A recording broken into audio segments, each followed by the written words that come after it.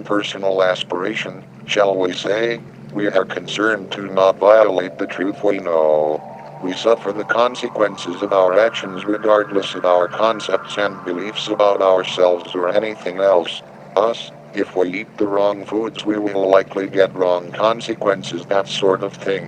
And yet we cannot personally step out of the collective context in which we now find ourselves.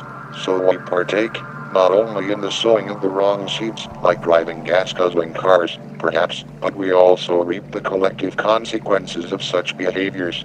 However, as the process of reintegration proceeds and intensifies, we can have some understanding of what is transpiring and move easily with it, because fundamentally we trust life, we trust being. One of the tendencies of the human consciousness is to think, well, the difficult thing I am experiencing now is the worst I had ever experienced. This is just too terrible. It may or may not be so, but remember who we are, and the reintegrative process in which we are all participants. We have often considered the subject of spiritual substance. Spiritual substance is the finest within the human capacity. It is also the most powerful. It fashions the individual's larger world. A simple example of how this process fashions our worlds was emphasized to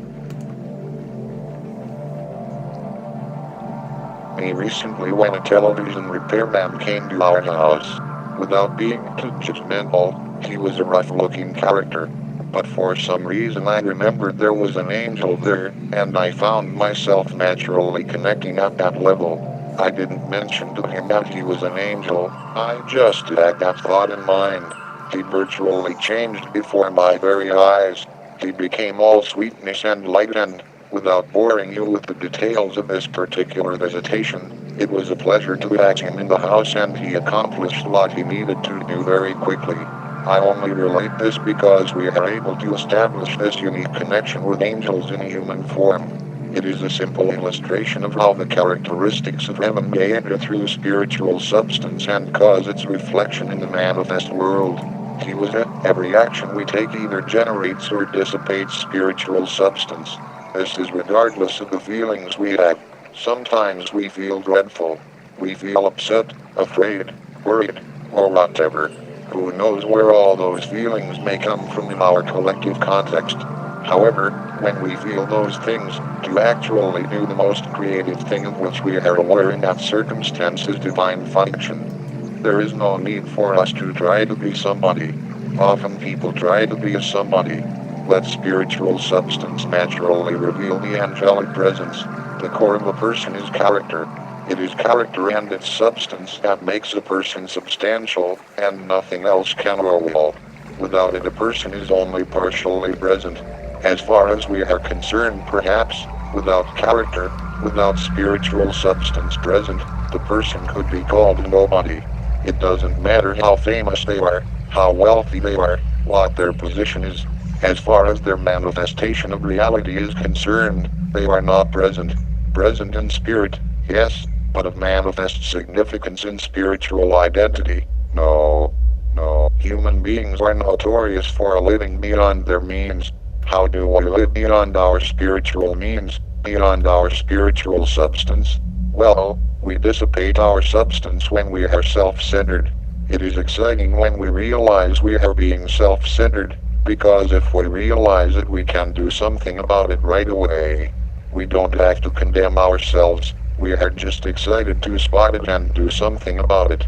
We live beyond our substance when we are more concerned with taking than contributing. We live beyond our means when we seek to exploit others, or seek to exploit the substance of other forms on Earth.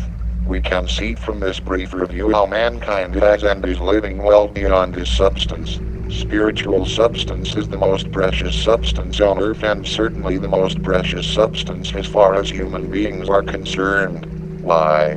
For one thing, because it facilitates divine action in this sphere of creation. But also it creates wealth of experience, maybe not money. Money is the substitute for wealth. Wealth is spiritual substance, and it is through that substance that all that is needed, and all that can be longed for to be experienced is known. Through that substance, in this current financial crisis, we can see that the crisis is actually a crisis of substance. In the human world, it has been found that many people are untrustworthy when it comes to their substance. And they lie about it. And they try to grab someone else, and so on. Human beings are notoriously untrustworthy when it comes to the handling of substance.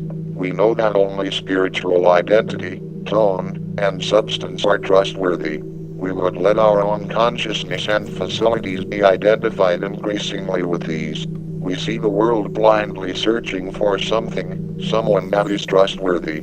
Now all this relates to the spiritual expression level of function, and there may slowly be an awakening to this level of problem and solution in the body and consciousness of mankind.